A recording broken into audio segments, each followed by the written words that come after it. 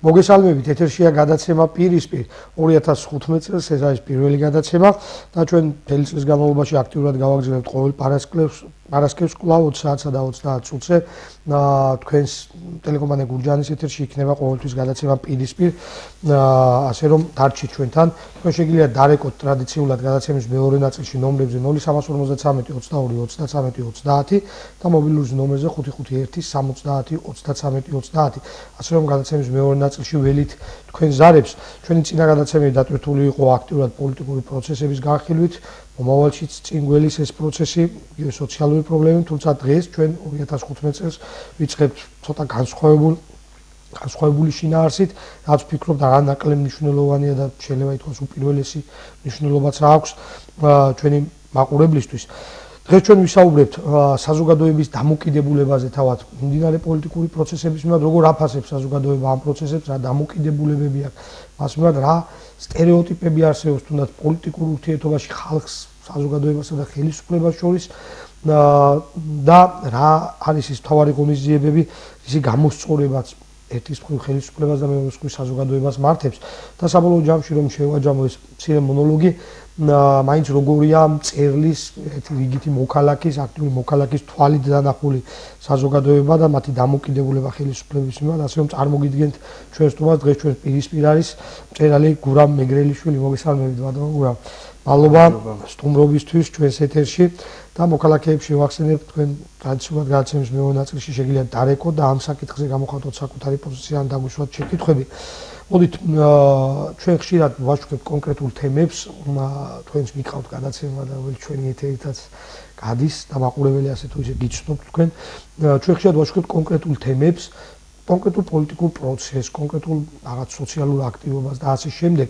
თუმცა ყველა ეს პრობლემა, რასაც ჩვენ ვაშუქებთ, მათ შორის თქვენ აშუქებთ და თქვენ წერთ ამ საკითხებზე, არის რაღაც საერთო პრობლემის მომცველი, რასაც შეიძლება უწოდოთ საზოგადოების დამოკიდებულება, განვითარება, საზოგადოებრივი აზროვნება, ცხოვრების წესი და ასე შემდეგ. მოდით ვისაუბროთ რა მდგომარეობაში გვიწევს დღეს ჩვენ ცხოვრება და როგორია თქვენი თვალით დანახული ეს პროცესი. მაინც პირველი კითხვა ისეთი მექნება დამოუკიდებლობის მოპოვების დღიდან, აგერ ასე თუ ისე წავიდა პროცესი წინ დემოკრატიულად არჩევნების გზით შეცვალეთ ხელისუფლება და შემდეგ რამდენად შეიცვალა საზოგადოება, რამდენად შეიცვალა საზოგადოებრივი ცნობიერება, საზოგადოების დამოკიდებულება თვითონ პოლიტიკური და სამოქალაქო პროცესების მიმართ. კიდევ ერთხელ მივესალმები მაყურებელს, მოგესალმებით თქვენს და დიდი მადლობა მოწვევისთვის. რაც შეეხება კითხვას, რამდენად შეიცვალა ჩვენი დამოკიდებულება, ხო? მე თვითონ დიდი ხანი არ არის, რაც აქტიურად ასე ვთქვათ, ვაკვირდებია მიმდინარე პროცესებს და აქტიურად ვარ ჩართული საზოგადოებრივ ცხოვრებაში, მაგრამ უახლოესი 15 წელიწადი მაინც შემიძლია თქვა რომ რაღაც გარკვეული დაკვირვებები მომიხდედია, ხო? ჩვენ როგორც საზოგადოება ჩემი აზრით გავიზარდეთ შეიძლება ითქვას კარგის მხრივ. ანუ პესიმისტური დამოკიდებულება არ მექნებოდა ამ კუთხით, მაგრამ მეორეს მხრივ თქვათ რაღაცა ესე თქო ჩვენი ქართული ხასიათი არის რაღაცა გადამეტებებისკენ გვაქვს მიდრეკილება, თქვათ აი საოცარია ხოლმე ის რომ ზოგიერთი პოლიტიკოსისგანაც მოდის თითქოს ეს თქვათ გაქეზებაც ჩვენი ამ ხასიათის რომ თითქოს ჩვენ დასავლეთზე უფრო მეტად დემოკრატები ვართ ან რომის პაპზე უფრო მეტად კათოლიკეები და ასე შემდეგ, ხო? არა მე მგონია რომ თქვათ ყველაზე სწორი დამოკიდებულება იქნებოდა თან ჩვენი ტიპის საზოგადოებისთვის და ჩვენი ტიპის მენტალობის მქონე ხალხისთვის რომ ვეცადოთ ვიპოვოთ ზომიერებისკენ გზა. ქართული ფენომენი, ქართული ხასიათი ზოგადად, ხო? მე მგონი ყველაზე კარგად თავს იგრძნობდა სწორედ და განვითარდებოდა ქართული კულტურა თუ ჩვენ რაღაცა იმ ზომიერების ჩარჩოში ჩავჯდებოდით, იმიტომ რომ აი ეს რაღაცა განსაკუთრებულობის ფენომენი, რასაც თითქოს თქვა ბოლო რამდენიმე წელია მე ყოველ შემთხვევაში რაც მახსოვს თქვა, აი 90-იანებიდან რომ დავიწყოთ, რომ ჩვენ ვართ განსაკუთრებული რაღაცა განსაკუთრებული ერი, რომელსაც განსაკუთრებული რაღაც მისია აქვს და ყველაფერს აკეთებს განსაკუთრებულად. აი ამას თუ თქვათ რაღაცნაირად ავერიდებით და მივეჩვევით აზროვნებას იმ კუთხით, რომ თქვათ ჩვენ ვართ ჩვეულებრივი რა თქმა უნდა მეტნაკლებად ნიჭიერი ჩვენი რაოდენობიდან გამომდინარე, ხშირ შემთხვევაში ძალიან ნიჭიერიც, მაგრამ ჩვეულებრივი ადამიანები, იმიტომ რომ სოფლიო დედამიწა ხო ღმერთმა ასე თქვათ მარტო ქართველებისთვის არ შექმნა ზოგადად სხვადასხვა ეროვნებისთვის თქვათ, ხო? ყველა ერი მეტნაკლებად ნიჭიერია, ყველას თავისი ფუნქცია აქვს. ჩვენი როლი და ჩვენი ფუნქცია უნდა ვიპოვოთ სწორად, თქვათ. აი ამ განსაკუთრებულობაზე და რაღაცა აი სუპერმენობაზე აქცენტი მე მგონი არ უნდა გავაკეთო. აი ეს ძალიან სწორი აქცენტი დასვით. მოდი ჩვენი საუბარი წარმართოთ კონკრეტულად. აი კონკრეტული ფაქტებით ჩვენ გურჯაანში აგერ კახეთში ვარ და იგივე ის რაც გარშემო ხდება, აი ამ ტელევიზიის გარეთ ხდება, ყოველდღიურ ცხოვრებაში ჩვენ თავზე ხდება, ჩვენ ვართ ამ პროცესში მოძიესი არ გაგვიგოს მაყურებელმა ჩვენ თითქოს რაღაც სხვა ფენომენზე ვლაპარაკობთ ან სხვებს განვიკითხოთ. არა, ჩვენ ცირკული რაც ხდება, პრაქტიკული მაგალითებით. კონკრეტული სტერეოტიპები, რის აღრევაც ხდება ტრადიციებში ხშირად, ხო? რაღაც აი რა გვიშლის ხელს დავიწყოთ გარკვეულწილად ისეთი ტიპის აზროვნება, რომელიც მიყვარს განვითარებამდე, რომელიც არის განვითარებად, რომელსაც მოაქვს უკეთესი ცხოვრება და რა თქმა უნდა ეს უკეთესი ცხოვრება არ არის რაღაც თქვა დამანგრეველი, რაღაც თქვა სულისაქციელი და ასე შემდეგ, ხო?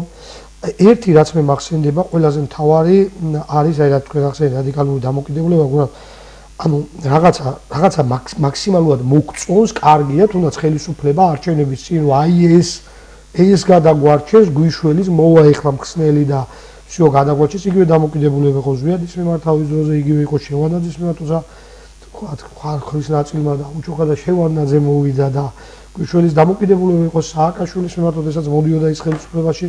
დამოკიდებულება იყო ასეთი ტიპის ბიზინა ივანიშვილის მიმართ ბოლო დროს, როდესაც აი კონკრეტულმა ადამიანმა უნდა ყველას გვიშველოს და მე ვიცხოვროთ ყველამ კარგად.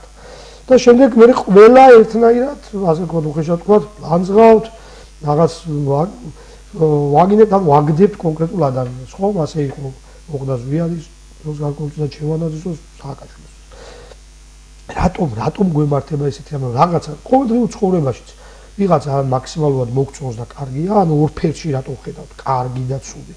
აი რა ფენომენთან ვაკეთებ. ეს ზოგადად მე მგონი ადამიანური ბუნებიდან გამომდინარეა, მაგრამ თუმცა ჩვენ შემთხვევაში მე მაინც გონია რომ რაღაც თქვათ წეგან იმიტომ ვახსენე ზომიერება, რომ თქვათ ჩვენ მხოლოდ ქართველებს არ გულისხმობ, უფრო კავკასიური მენტალობა და ხასიათი ალბათ ეს რომ რაღაც ძალიან ისეთი ცეცხლოვანი ბუნება გვაქვს, უფრო შემართული ადამიანი. ეს ერთის მხრივ ძალიან კარგი არის და თუ სწორად გამოვიყენებთ თქვათ ჩვენ ამ ტემპერამენტს, იგივე ხა მაგალითად ჩემთვის ცოტა ესეთი უცხო და მიუღებელია ხოლმე შვედების ესეთი ცივი რაღაცა ბრტყელი გაუმეტყველება, რეაქცია რო არაფერზე არა აქვს, თქვათ ეხა ყოლია სტუმრად მაგალითად რუსეთიდან ადამიანი, რაღაცა ვაჩვენე საქართველოში ძალიან ესეთი რაღაც ადგილები, თქვათ ხევსურეთი, თუშეთი სხვადასხვა ადგილები, ხო? და ქონდა ყველაფერზე ერთნაირი შეფასება, ერთნაირი დამოკიდებულება, თქვათ. ეს ჩემთვის მაგალითად მიუღებელია, მაგრამ მეორეს მხრივ აი ზედმეტი ემოციების ჩადება რაღაცებში, თქვათ, ხო? ჩვენთვის შეიძლება ცუდის მომცემი იყოს. აი მაგალითისათვის რომ გავიხსენოთ, თქვათ, რატომ ამბობ ამას, ხელისუფლების წარმომადგენლები ხშირად აი ამ ადამიანის, თქვათ, კონკრეტული ბუნებით სარგებლობენ ხოლმე, თქვათ. ყველა ეს თავისი ფსიქოტიპი გააჩნია, თქვათ, თუ ამ ჩვენ ფსიქოტიპს დარწმუნებული ვარ, რაღაც თქვათ სპეცსამსახურები თუ რაღაც გარკვეული ორგანიზაციები სწავლობენ და იმის მიხედვით ხდება მე გარკვეული მესიჯების მოწოდება და ჩვენი ასე ვთქვათ ბჭყალებში ვიტყვი მართვა, ხო? აი ჩვენ შემთხვევაში ხშირად ხდება ხოლმე მე და ესეთ სტერეოტიპულ დამოკიდებულება მიგრძნია პოლიტიკოსების მიმართ, თქვათ განსაკუთრებით იმ ნაწილში საზოგადოების, რომელიც თქვათ ეკლესიურად ასე ვთქვათ ცხოვრობს. თუ თქვათ კვირას დაინახავს რომელიმე პოლიტიკოს ტაძარში მისულს, თქვათ, ხო? აი მიაჩნია რომ ესე იგი პატიოსანი ადამიანი იქნება. ან პირიქით თქვათ, თუ სიტყვაზე ვიღაც იტყვის გამოვიდა და უმცირესობის უფლებებს იცავს, თქვა მაინც ეს არის, ან თქვა დემოკრატიას სიტყვას თუ ახსენებს, რომ თქვა ჩვენ დემოკრატიულად უნდა განვითარდეთ, ეს მოგზავნილია, ჩანერგილია და ასე შემდეგ. ეს მაგალითი რატომ მოყავს, იცი რომ რეიგანის დროს რეიგანს ყავდა CIA-ის უფროსი, CRU-ს უფროსი კეისი, უილიამ კეისი, რომელიც იყო ფაქტობრივად აი 80-იანი წლებში ერთ-ერთი ყველაზე ბოროტი ფიგურა მსოფლიოში, იმიტომ რომ ისეთ პროცესებს დაუდო სათავე, როგორც იყო მაგალითად ისლამური სახელმწიფოს იდეას. იმიტომ რომ ხელოვნურად აკეზებდა რაღაც პროცესს, თქვა ბინ ლადენი მისი პროდუქტია და ასე შემდეგ. ეს ადამიანი ცხოვრობდა როგორც იყო, ყოველ დღე დადიოდა ტაძარში, აი ესეთ სამოგალითო ის იყო მორწმუნე, თუ არ ვცდები იყო პროტესტანტი, თუ ნუ რამე შორება აქვს, მაგრამ ყოველ დღე დადიოდა ტაძარში და რაღაცა გამოდიოდა და მოწოდებებს აკეთებდა, რომ მოეკეცით და რელიგიურად ქრისტიანობა გადაგვარჩენს და ასე შემდეგ. ამ დროს პირდაპირ ესე იგი ხელს უწყობდა ისლამური სამყაროს, ისლამის წინა ისე არ გამოვიდეს, თქვათ მე ისლამის წინააღმდეგ რაიმე განცხადებას ასე თქვათ ვაკეთებ, მაგრამ აი ორმაგ თამაშებს თამაშობდა და ეს ამას აკეთებდა რატომ? 70-იანი წლების ასე ვთქვათ სექსუალური რევოლუციის შემდეგ რა ასე ვთქვათ ამერიკაში იყო თქვათ ხალხს გაუჩნდა მოთხოვნა სულიერი ცხოვრების მიმართ და აი ამ გრძნობებზე ის კარგად თამაშობდა რა და ჩვენ შემთხვევაში ჩვენი სტერეოტიპული დამოკიდებულება ხელისუფლების მიმართ ისევ ჩვენ საწინააღმდეგო შემოტრიალდება ხოლმე ცუდად ვთქვათ აი იგივე ხა რაც ახსენე გარეგნული ნიშნები ჩეხასება ხო იგივე ვთქვათ აი ეს მოლოდინები რომ მოვა ერთი ადამიანი და მთელი ერის პრობლემას გადაწყვეტს. ხო, აი ამ მისიონერულ და რაღაც მესიანურ დამოკიდებულებას აი ეს რაღაცა ხელოვნურად შექმნილი მითები და ლეგენდები მე მგონი უფრო ამძაფრებს რა. ხო, შუს ბიზნაიშვილი იყო ერთადერთი ფიგურა, რომელიც რაღაც მოვიდა, მაგრამ ეს მისიონერული თვითი მოიხსნა და თქვა აი არ ვიცი მოვედი, არ მოგწონდა და გავანებეთავ ეხლა მივდივა დღეს. და ბევრ ნაწილში არ თქვა რომ მე ვიღებ პასუხისგებლობას. ხო, მეორეს მხრივ თქვა სხვა. აი ბიძინა ივანიშვილის რაც შეეხება, მე ამას წინათ ეს ფიქრობდი თქვა, პირადი ბლოგი მაქვს, ბლოგს მართავ, რაღაც ჩანაწერებით მაქვს ხოლმე და იქ ვაპირებდი და შეიძლება დავწერო კიდეც, თქვა, რა არ მოსწონს საზოგადოების ნაწილს კონკრეტულად ამ ადამიანში, ბიძინა ივანიშვილში. თუ მე ხა როგორც გძნობ ხოლმე მართალია მას ბოლო გადაცემიდან როგორც გავიგეთ ჭარბილდობა ქონია საზოგადოების მხრიდან, თუმცა მე მგონია რომ რაღაც ეს დამოკიდებულება მკვეთრად არის შეცვლილი, იმიტომ დაბალ თქვათ ისეთ რიგით ადამიანებში ფენაში სადაც თქვათ მე ხშირად მიწევს ურთიერთობა თქვათ, ხო? აი ეს დამოკიდებულება ახტაცება რაც ამ პიროვნების მიმართ იყო თითქოს ბუნებრივიც არის.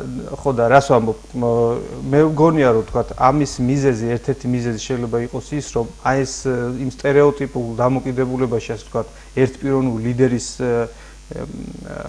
ჩარჩოში ვერ ჯდება ბიძინა ივანიშვილი, ანუ ქარიზმატული ლიდერობაზე თვითონვე თქვა უარი. ხო, აი ამას გულისხმობ. ხო და რაღაცა საზოგადოება შეჩეულია, რომ ფიგურა უნდა გამოვიდეს, თან ესე მოვიდა, რაღაცა ვთქვათ, ფული დახარჯა, იქ რაღაცა გააკეთა და ამ დროს ხო, რაღაცაში თითქოს წასვლას თქვა აპირებს თუ რამდენად უწყობს ზუსტად საზოგადოება დღესაც რამდენად არის მოთხოვნა ქარიზმატულ ლიდერზე. და მეორე თემა იყო ჩვენ გურჯაანში მარტივი მაგალითი, ჩვენი საუბარი უფრო იყოს კონკრეტულ მაგალითებზე აგებული. აი დღესაც როდესაც მე მიწევს იქით მოქალაქეებთან შეხვედრა და რაღაც თქონდა რომ ვიღაცას პრობლემა აქვს და იქნებ მივაწვინოთ ხმა ხელისუფლებას გამგებელს და ასე შემდეგ. დამოკიდებულება საზოგადოების გარკვეულ ნაწილში ჩემ დასაბინდოდ რასაც მე უყურე თითქოს მცირდება, მაგრამ რადიკალურად არა. აქმული არის ისე რომ გამგებელი პირობითად არის დიდი კაცი. ანუ აი მე ვიმკითხავს.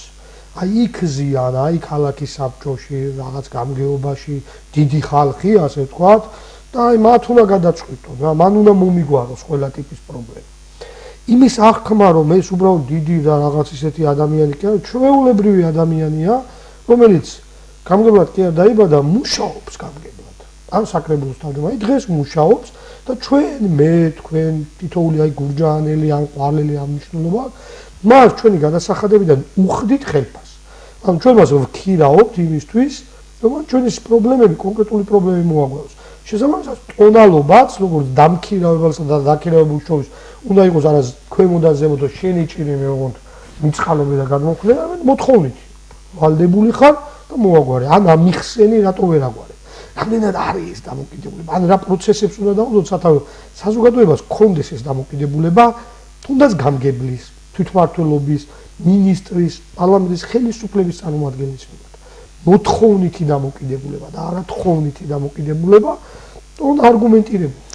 მაგაზე მე ხარ რადგან მწერალი ვარ და თქვა ამ კუთხით უფრო გამიადვილდება შევხედო რაღაც გარკვეულ რიგ საკითხებს. აი წინა პროფესიული კუთხით გეტყვიათ ძალიან უცნაური კი არა, ჩემთვის ასეთი ღიმილის მონგრელი რაღაცა განცხადების ფორმა, როგორ იწერება განცხადება თქვა ოფიციალური განცხადება მერიაში, გამგეობაში და ასე შემდეგ. სიმახინჯეს რა ერთ-ერთს, ეხლა რა არის?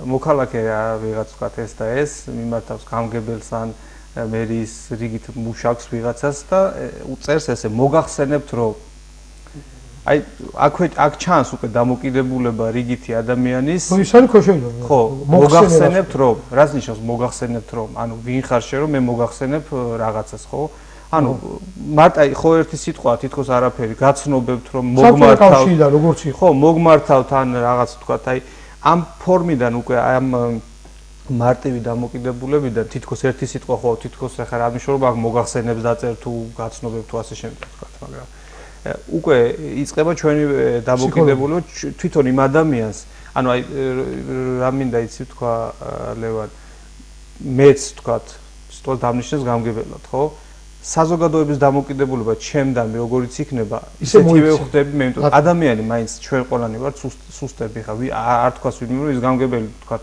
უბედური ცუდი ადამიანი იყო გამგებელი ხა კი არ ვამბობ ყველა ცუდია თქვათ არ ყველა კარგია მაგრამ ვინც გინდა იყოს ნებისმიერი ფიგურა სასულიერო პირიც რო ვიყოს თქვათ ხო ჩემი მეგობრები არიან სასულიერო პირები და სულ მაგას ამბობენ თავის მრევლთა რომ ესე რაღაცა ესეთი ხელება აპყრობილი ურთიერთობა არ არის საჭირო მე ვარ თქვენი სახური თქვათ ხო და სწორი და ჯანსაღი დამოკიდებულება არის სწორედ ეს მე როგორც ერთი რიგით მწერალი თქვათ ჩემ კითხველის მიმართ ზუსტად ესე დამოკიდებული მაქვს რომ მადლიერი ვარ თითოეული ადამიანის ვინც თქვათ ამდენ მილიონ წიგნში ამდენი 1000 წიგნი და მილიონი წიგნი არსებობს ხო დედამიწაზე შეარჩია მაინც და მაინც ის წიგნი რომელიც თქვათ მე დავწერე გადაშალა და წაიკითხა ხო ამისაც მე მისი მადლიერი ვარ იმიტომ რომ იმან რომ ჩემი წიგნი არ წაიკითხოს მე როგორც ავტორი ხო არ ვიარსებებ თქვათ ხო ასეთივე დამოკიდებულება თუ გვექნება ჩვენ ასე თქვათ იმ ზემდგომი პირებიც აი ეგ არის უკვე ზემდგომი ჩვენში აი ეგ არის რომ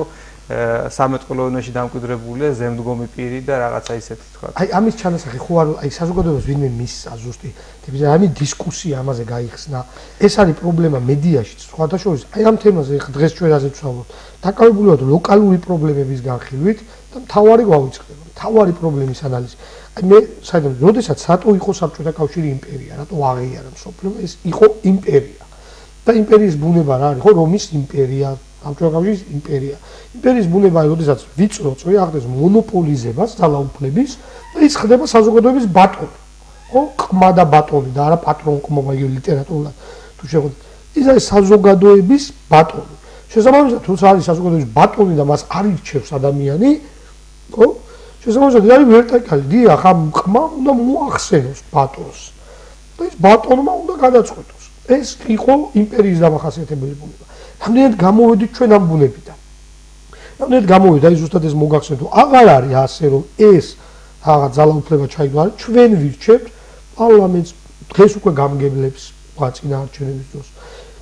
ჩვენ ვირჩევთ, ჩვენ ვხაზავ ბიულეტენში, მაგრამ ვაკისებთ მოვალეობას. და კი არ მოვახსენებთ, არამედ ვაცნობებთ და უნდა მოგვახსენოს. ხო, ეს მოწესებითი დამოკიდებულება, თქვათ, ამის წინააღმდეგი რა თქმა უნდა არ ვარ, მაგრამ ეს თუ ბუნებრივად მომდინარეობს, თქვათ, მოწესებითი დამოკიდებულება ქონდეს ადამიანს მეორე ადამიანისადმი, თუ მან ეს თავისი რაღაცა შრომით ღვაწლით ასე თქვა დაიმსახურა. ეს შეიძლება გამგებელი იყოს, შეიძლება მეზობელი იყოს, შეიძლება შენთან, თუმცა მოწიწებით ექცევი. ეს ამაში ცუდი არაფერი არ არის, თქვა იგივე ჩვენს ირგვლივ წრეში თუ გამოვარჩევ ისეთ ადამიანს მე მაგალითად ძალიან მოწიწებით მიმართავ ჩემს მეგობრებსაც, იმიტომ რომ თქვა რაღაცა ეს ურთიერთობაში რაღაცა გარკვეული მოწიწება ძალიან კარგი არის, მაგრამ თუ ამას აქვს ხელოვნური ხასიათი, ეს იწვევს მე აგრესიის დაგროვებას, იმიტომ რომ ეხლა მე თუ თქვათ თქვენთან ეს თქვენობით და რაღაცა მოწიწებით და მიწაზე ფორთხით და რაღაცა იმ რევერანსებით ვილაპარაკებ, გამოვალ მე და ეს შინაგანი აგრესია მექნება, რომ ეს ამისი ესეთია, ამ გულში ამას ვიფიქრებ, თქვა, ხო? ეს აგრესია ჩემში ხომ აკუმულირდება, იმიტომ რომ ადამიანი ხო თავის თავთან ყოველთვის მართალია, რომ დადებს თავს ბალიშზე, ის ხო ფიქრობს, თავის თავს ხო აფასებს ყოველთვის, ეხლა რაც არ უნდა ვთქვა, ვინც გინდა იყოს, თავის თავს ადამიანი ყველაზე ობიექტურად აფასებს, ხო? ხო იცის თვითონ, ანუ ვინც არის და რასაც წარმოადგენს. რო ფიქრობს, რომ ესეთი მილიქნელურად რომ მოვიქეცი იმ ადამიანთან, თქვა, ხო? ამ თავის საკუთარ პიროვნებასთან მე მოდის კონფლიქტში. ეს იწვევს მე გარკვეულ ის იწყებს უკვე მე სხვა ადამიანისაგან იმის მოთხოვნას, მასზე ქვემდგომისგან. სხვა შორის არის ესაძის ძალიან კარგი ფილმი, მოკლემეტრაჟიანი ფილმებია, სკრიპტები თუ გახსოვთ. აი ეს ზუსტად ეს იერარქია ჩანს მან კარგად, თქვა, ის უფროსთან როგორ ესეთ თავდახრილი დგას, თქვა, მისი ქვეშევრდომი მე ეს ჩამოდის ვიღაცის უფროსია და ბოლოს გადაატეხენ რიგით საწყალ, თქვა, დარაჯზე. და ეს მომენტი არის, იმიტომ რომ რეალურად აი ჩემი ბოლო წიგნი მდიდარი სოფლელები ესე ქვია შვეიცარიაში მოგზაურობაზე არის ერთ-ერთი თავი. და იქ ზუსტად მაგაზე მიწერია, რომ ძალიან საინტერესო დამოკიდებულება აქვს, ზოგადად ადმინისტრაციული მოწყობა ძალიან მოუწევს ამ ქვეყნის, რომ პრეზიდენტი ხდება ადამიანი, როგორც იცი, აი შეიძლება ვთქვათ მოგიწიოს შენ, იყოს სტომატოლოგი და მოგიწიოს რომ გახდე პრეზიდენტი რა. უბრალოდ პარლამენტში შეხვიდე, პარლამენტარობა მოგიწევს, ასე ვთქვათ, შენი ნების და წინააღმდეგ, იმიტომ რომ ქვეყნის მოქალაქე ხარ და უნდა მოიხადო შენი როგორც ჯარს იხდის, ვთქვათ, ადამიანი, ხო? ლატარიაში თუ ამოგივა პარლამენტარობა, მოგიწევს პარლამენტარობა. ამაში ხელფას არავინ არ გიხდის. და ამაში რაღაც პატივი და ღირსება არაფრით არ გემატება, იმიტომ რომ ეხლანდელი პრემიერ-მინისტრი შვეიცარიის მისი ვაჟი ჩვეულებრივად მუშაობს კაფეში მიმტანად და ეს კაცი დადის საზოგადოებრივ ტრანსპორტით. ხო და ესეთი დამოკიდებულება ჩვენთან გაჩნდება, თქვათ, რომ აი უკვე რაღაცა ჩადასახლები არის. მაგალითად, რამდენჯერმე მე პირადად შეხვდა ქუჩაში პრეზიდენტი, საქართველოს პრეზიდენტი გიორგი მარგველაშვილი. ერთი მანქანით, როდესაც არც მოძრაობა დაკეტილი ჩვეულებრივ გადაადგილდებოდა, მხოლოდ ერთი მანქანით. ეს არის ჯანსაღი დამოკიდებულება და მოქალაქეებს არ უქმნის ზედმეტ დისკომფორტს, ვთქვათ, თუნდაც გადაადგილებით. მაგრამ რამდენად მივალთ, აი როდის მივალთ, არა დასაფეხურები გავიოთ იქამდე, როდესაც პრეზიდენტი, პრემიერი, გამგებელი კი არ დაიბადა ამათ, ხო, აი იგივე სააკაშვილის ხელისუფლების მიმართ თავარი პრობლემა რა იყო, შეიძლება იყო ქმედითი, აშენებდა რაღაც საკეთებს და შეიძლება ვისაუბროთ, მაგრამ მან მოახდინა მთელი ძალაუფლების მონოპოლიზაცია და ჩათვალა, რომ ის იყო, მას ვეღარავინ ვეღარ შეცვლა, ხო? ამიტომ შეიძლება მივიდეთ იმ ეტაპამდე, როდესაც ჩვენ შეიძლება ვთქვათ, რომ დღეს პრეზიდენტი არის მუშაობს, უბრალოდ პრეზიდენტად მუშაობს, პრემიერად მუშაობს, რაღაც გარკვეული ვადით, 2 წლით, 3 წლით, 4 წლით. კონკრეტული ვადით, ხო, ეს კონსტიტუციით არის, ან თუ დააშავა, მანამდე გადადგეს. უბრალოდ გამგებლად მუშაობს 4 წელი სამუშაო, როცა ის შეავსებს პრეზიდენტი თუნდაც, ხო, ხა სააკაშვილი რო სადმე შეავსებს ის სხვათა შორის ჩაწერს სამუშაო გამოცდილებაში პრეზიდენტობასაც. აი ჩვენ მენტალობაში, აი მე მახსოვს ჩემ თავზე ვითქვი მარტივად, როდესაც ვიყავი რაღაც მეორე მაგისტრატურის სტუდენტი პოლიტოლოგიაზე, პოლიტიკურ მეცნიერებებში, მუშაობდი ყვალის მუნიციპალიტეტის რაიონის მაშინ გამგეობაში. რატომაც ეს იყო მაშინ როგორც ახალგაზრდაში გამჯდარი ეს საბჭოთა მეტყველება თუნდაც ერთ-ერთ ჩემ ლექტორს მიკითხა რატო არ დადიხარ ლექციებზე, უთხრა რომ მეთქი ყვარელში მოღვაწეობ მეთქი და ყვარელში მოღვაწეობდა ილია ჭავჭავაძე შენ მუშაობ. ხო, მარტივი სიტყვა, ეხლა მე ეს არ ჩამედია, მაგრამ ჩვენ სიტყვათა მარაგში ვიღაც მოღვაწეობს, რაღაც არის განდიდების თემები. რამდენად სახიფათოა ეს თემები? ძალიან სახიფათოა და ერთ-ერთი აი სტერეოტიპული დამოკიდებულება სწორედ მაგაში მდგომარეობს ჩვენი. ო თვით განდიდება, რომ აი ხელისუფლების მიმართ, აი რას გულისხმობ, თქვა თუ გავყოფთ ორი სხვადასხვა მიმართულებით, ერთი ცენტრალური ხელისუფლება, მეორე ადგილობრივი ხელისუფლება, თქვა, ხო? რიგითმა ნებისმიერმა ადამიანმა, თქვა, აი სოფლის მოსახლემ, თქვა, ან იგივე თქვა თბილისში კორპუსში მცხოვრებმა უნდა იცოდეს ერთი რაღაც, უნდა იმახსოვროს, რომ იმ გამგეობაში და იმ თქვათ მუნიციპალიტეტში, სადაც ის ცხოვრობს, სამუშაო ადგილებზე ერთ ადგილზე არის დაახლოებით 100 მსურველი, ვინც აი დიდი სიამოვნებით იმ ადგილს დააცხრებოდა და სამუშაოს იშოვიდა. შესაბამისად, ჩვენი აქტიურობა, როგორც მოქალაქის აქტიურობა, აი ამ თემით манипуლირების კარგ საშუალებას იძლევა. თუ თქვათ რომელიმე ადამიანი, აი იგივე თქვათ გამგეობაში, თქვათ მერიაში სადღაც თავის იმ დაკისრებულ მოვალეობას რაშიც ის ხელფასი იღებს, კარგად და ჯანსაღად არ ასრულებს. ჩვენი პირდაპირ მოქალაქეობრივი მოვალეობაც არის, რომ მას ამაზე მიუთითოთ, თქვათ ჯერ პირადად შეიძლება მიუთითო ადამიანს და შემდგომ თქვათ არსებობს ოფიციალური წერილი თუ როგორც არის, ხო? საჩივრის ფორმა, ხო? აი ეს стереოტიპული დამოკიდებულება, რომ ეს თითქოს დამსმენობა და ეს ინტრიგნობა არის, აი თუ ესეთი დამოკიდებულებიდან ჩვენ არ გამოვალთ, კაიხანი არაფერი არ გვეშველება, იმიტომ რომ აი ეს თუ ესე მიუდგები, რომ თქვათ რა მოხდა, თქვათ დააგდო ადამიანმა, ხო, თქვათ ქუჩაში ნაგავი, ნუ ეხლა რა მოხდა და დააგდო, ხო? მე გადავდივართ უფრო მაღალ ეტაპებზე, თქვათ, რომ შეჭამა ხო ქვეყნის ფული, ეხლა რა მოხდა? შეჭამა. ხო, მე მოვალა, მე შეჭამა ჩემინაცია და ეს. ხო, და ეს რა მოხდა დამოკიდებულება აფუჭებს რაღაცის. ხო, ეხლა თუ თქვათ აი ძალიან ისე ქრისტიანული კუთხითაც თუ მიუდგებით ამ საკითხს, ხო? თუ სხვა ადამიანისათვის გინდა რომ კარგი გააკეთო, არის ის რომ არ უნდა მიცემა საშუალება მოპარვის. ანუ ერთია ის რომ თქვათ ადამიანი იპარავს თვითონ, მაგრამ მეორე შენ ამდენად აძლევ ამის საშუალებას. შენ თუ აძლევ მეორე ადამიანს იმის საშუალებას, რომ ის გახდეს დიქტატორი, დანაშაული მისი და შენი უკვე რაღაც მეტნაკლებად თანაბარია. ჩვენ შემთხვევაში ჩვენმა საზოგადოებამ თქვათ გარკვეულ ადამიანებს რომ მისცა იმისი უფლება და საშუალება რომ ისინი გამختარი იყვნენ და ძალიან ადამიანო, აღარ ვერევი. აღარ მაინტერესებს ერთი მე ვთქვათ გამგებლად აგირჩიე პირობითად, აი აღარ მაინტერესებს იმ ფულს თქვათ რამდენი მილიონი წელი როგორ განკარგავ. აღარ ვითხოვ, რა ვიცი, ამის შენები იქნება. ხო, ჩემი არ არის თითქოს ესე უყურებ და ამ დროს თითოეული თეთრი რაც ამ სახელმწიფო თანხაზეა ლაპარაკი ჩვენი შეიძლება მარტივი მაგალითებიდანაც ხდება სწავლა, ხო? თბილისში სადაც ცხოვრობ დიდ კორპუსში მაგალითის არსებობს ამხანაგობა. რაღაც დაზიანდა იკრიბება თანხა და მე ყველას მოგდის აქტივად გაცხადებული ბიუჯეტი, რომელი თეთრი რაში დაიხარჯა. უბრალოდ ყოველთვის გადახედო რომ 15 ლარი ელემენტარულად რომ დადე, აი რაში გაიხარჯა ზუსტად ეს 15 ლარი და როგორ გაიხარჯა და თუ გაქვს შენიშვნა მიწერო, ეს ამაში კი არა, ამაში უნდა დახარჯულიყო. თითქოს მაგრამ რა თქმა უნდა რთულია, როცა დიდ მასშტაბზეა საუბარი, მაგრამ რაღაც ეფექტური ანგარიშგების ფორმები და მოთხოვნა ამისი აუცილებელია ალბათ. არა ზოგადად ზეპირი, ხო? მოდით ჩვენ ვისაუბროთ ახლა შემდეგ როგორია თავად აი ვინ უნდა გაუკეთოს ამას პროცესად, ცალკე აღებული ადამიანი ხო, აი ხვალო მოინდომოს გაუჭირდება ვერ შეძლოს. პირობითად რაღაც უნდა კრავდეს ამ ადამიანებს, კონსოლიდაციას უნდა ახდენდეს, ერთ-ერთი მთავარი ალბათ არის მედია, რომელიც გარკვეულწილად ახდენს ამ ადამიანებს საზოგადოებრივი აზრის კონსოლიდაციას და შემდეგ ხელისუფლებისთვის დანახებას, რომ ესე არ არის.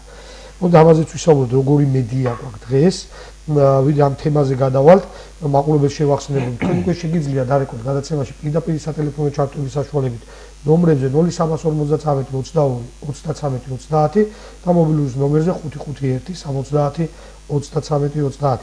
ასე რომ ველით უკვე თქვენს ზარებს ჩვენ ვსაუბრობთ საზოგადოების დამოკიდებულებაზე, სახელმწიფო პროცესების მიმართ, სამოქალაქო პროცესების მიმართ, ასე რომ საინტერესოა თქვენი მოსაზრებებიც. აი როგორია მედია, როგორი მედია გვაქვს ჯამში. იყო მედია, რაზე ვსაუბრობთ წინა ხელისუფლების დროს, რაზე ვსაუბრობთ, იყო ზეწოლის ქვეშ მონოპოლიზებული, ასე ვთქვათ.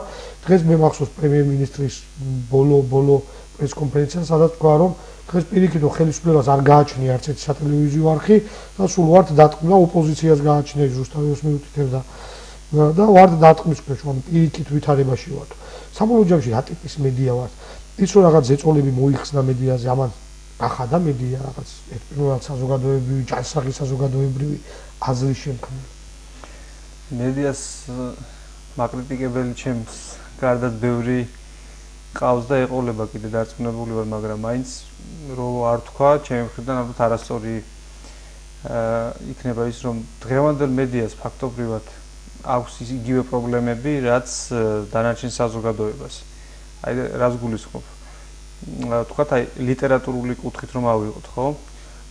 დღევანდელ თანამედროვე მწერლები, თანამედროვე ქართველი მწერლები ჩაციკრულები ვართ რაღაც აი ძალიან ვიწრო